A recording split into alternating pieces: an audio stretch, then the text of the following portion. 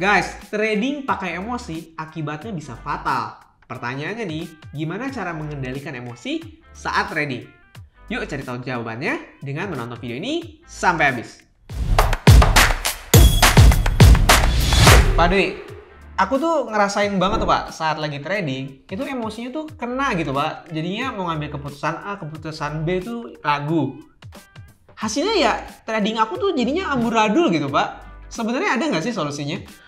Hal itu sudah diteliti sebetulnya dari dulu oleh Alexander Adler, seorang psikolog. Waduh, sampai diteliti ya Pak ya? Iya, sampai segitunya gitu.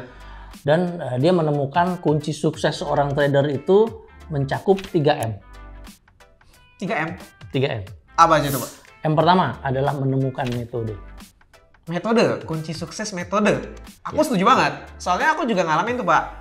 Masa-masa dimana aku mencari metode A, metode B, aku cobain semua, nyari yang probabilitasnya itu tinggi, yang kalau bisa bikin aku profit konsisten gitu Pak. Cari holy grail. Cari holy grailnya gitu Pak. Iya, itu siklus orang trader seperti itu memang.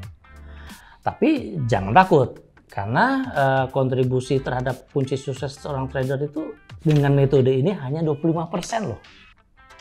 Jadi aku nyari metode itu sebenarnya kontribusi buat kesuksesan aku cuma 25%. 25%. Artinya kalau orang nyari-nyari metode tuh terus apa ibaratnya gagal saat trading tuh nyalain metode tuh kurang tepat gitu Pak ya? Kurang tepat. Bahkan win rate ratio yang hanya dapat 40% ya sudah bagus gitu. Bentar. Kenapa jadi 40%? Karena aku pernah dengar Pak Dwi bilang minimal itu 50% nih. Betul.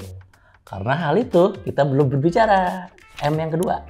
Oh, ada hubungannya sama M yang kedua? Ada money management. Oh, M yang kedua money management. Pengaturan resiko ada di money management. Kalau 40% berarti money management risk and reward ratio-nya itu 1:2. Harus 1:2.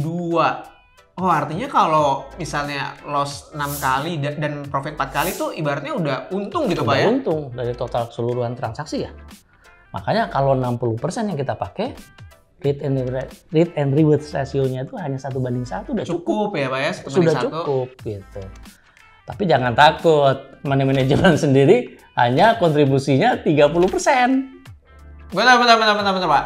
Metode 25%, money management 30%. Totalnya baru 55%, ini ada satu porsi yang besar banget hilang, 45%. Apa tuh Pak? Psikologi trading, mindset. Psikologi trading itu mengendalikan fear and greed. Bentar. Aku jadi penasaran juga nih Pak, sebelum lebih panjang gitu Pak ya. Sebenarnya fear and greed ini tuh tercipta karena apa sih Pak? Sebetulnya pemikiran orang itu ada dua. Alam pemikiran kita ada dua manusia. Pertama adalah alam sadar dan alam bawah sadar. Alam sadar itu pemikiran yang menciptakan rasionalitas. Oh, pemikiran-pemikiran rasional. Ya. Kalau alam bawah sadar itu pemikiran yang irasional. Yang komposisinya sendiri sebetulnya lebih besar di alam bawah sadar 90%. 10%-nya ada di alam sadar. Oh, makanya aku tuh pernah dengar Pak, kalau mengambil keputusan orang yang serasional apapun, itu pasti karena emosinya tuh kena gitu ya Pak ya? Betul. Nah, kalau di trading gitu Pak, yang psikologinya itu yang bikin kita jadi punya kebiasaan buruk tuh kayak gimana Pak? Kebiasaan buruk seorang trader adalah rasa takut dan keserakahan. Aduh, aku waktu trading tuh juga sering banget tuh Pak ngalamin dua emosi itu. Ya, rasa takut rugi. Kemudian rasa takut kehilangan momen. Wah, yang ini sih aku tahu akarnya apa Pak? Akarnya tuh pasti FOMO. Dan aku yakin teman-teman di rumah juga banyak banget yang trading cuma gara-gara FOMO Pak. Dan itu padahal terlarang ya Pak, nggak boleh. Nggak boleh. Kemudian nggak realistis menargetkan profit. Maksudnya gimana tuh Pak? Kamu pengen dapat $1.000, modal kamu berapa?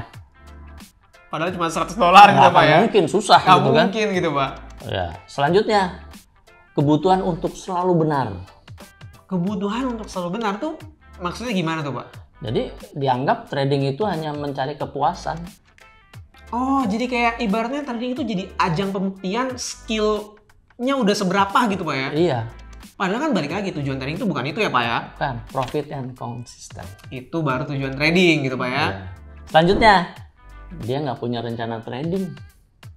Waduh Pak, kalau aku dengar 3 kebiasaan buruk trader tadi tuh Pak, aku jadi sedih Pak, karena aku pernah ngalamin 3-tiganya gitu Pak. Bantuin dong Pak, solusinya tuh kayak gimana? Rasa takut tadi dengan solusi lot mikro kita sudah punya. Memangnya apa hubungannya Pak load mikro dengan rasa takut gitu Pak? Karena risiko yang kita hadapi juga kecil, minim, tapi dengan dana real. Oh, jadi itu kita bisa siap-siap ibaratnya rugi dengan nominal yang kecil gitu Pak ya. Ya. Lama-lama mentalnya kebentuk gitu Pak. Terbentuk. Kemudian kedua, temukan mentor. Waduh, kalau mentor sih mentornya aku Pak Dwi ya. Kemudian bangun komunitas. Komunitas Pak? Ya, Untuk apa emangnya? untuk membagi rasa takut kita, untuk mengobati rasa takut itu sendiri gitu. Kemudian juga brainstorming. Brainstorming, bertukar pikiran, bertukar pengalaman gitu ya Pak? Itu kan membangun kepercayaan diri kita juga. Oke, tapi Pak Dwi tahu nggak kalau di MIFX tuh ada komunitas juga Oh ya, apa itu? di sosial media kita Pak. Makanya nih teman-teman di rumah yang mau join komunitas kita bisa langsung follow sosial media kita. Link downloadnya itu ada di kolom deskripsi. Nah Pak, pertanyaan terakhir aku nih Pak, kesimpulannya supaya kita bisa mengendalikan emosi, apa yang perlu kita lakukan? Ada trading plan. Benar Pak, kalau ngomongin trading plan, kadang juga aku tradingnya tuh pakai plan kok. Cuma ya kadang-kadang aku kena emosinya aku geser-geser TP-nya, SL-nya juga aku geser-geser gitu Pak. Karena nggak disiplin. Trading plan itu harus disiplin. Oh, ini dua hal yang nggak boleh dipisahin gitu Pak ya? Satu paket tuh. Trading plan sama disiplin. Nah, trading plan dan disiplin itu kan repetitif. Trading plan itu kan repetitif, berulang-ulang terus. Jadi kita terbiasa untuk mengalami sesuatu yang tidak kita hadapi sebelumnya. Nanti lama-lama ibaratnya otomatis kebentuk sendiri gitu ya Pak ya? Kayak misalnya ahli bela diri gitu Pak, kan belajar kungfu tiap hari ya Pak, gerakannya itu aja. Tapi lama-lama tuh muscle memory Pak, otomatis gerak sendiri gitu Pak. Ya, alam bawah sadar kita membawa ke alam sadar gitu ya jadinya. Oke, jadi balik lagi, trading plan itu nggak bisa dipisahkan sama disiplin, dua-duanya harus saling berhubungan ya Pak ya. Oke Pak, pembahasan hari ini tuh menarik banget, kita bahas 3M-nya Alexander Elder, bukan Albert Elder. bukan Albert Elder, Alexander Elder ya. Ya. Oke, ini menarik banget dan aku yakin ini akan membantu teman-teman banget. Makanya teman-teman di rumah, kalau suka video ini pastiin subscribe, pencet tombol notifikasi, dan like juga nih. Supaya nggak ketinggalan juga video-video kita selanjutnya. Oke Pak, pembahasan kita hari ini sekian nih Pak, segitu aja. Dan aku mau ngingetin teman-teman, melike Forex itu semudah itu loh. Cukup nonton video-video kita aja. Makanya, aku dari Albert pamit diri. Saya Dwi. Dadah.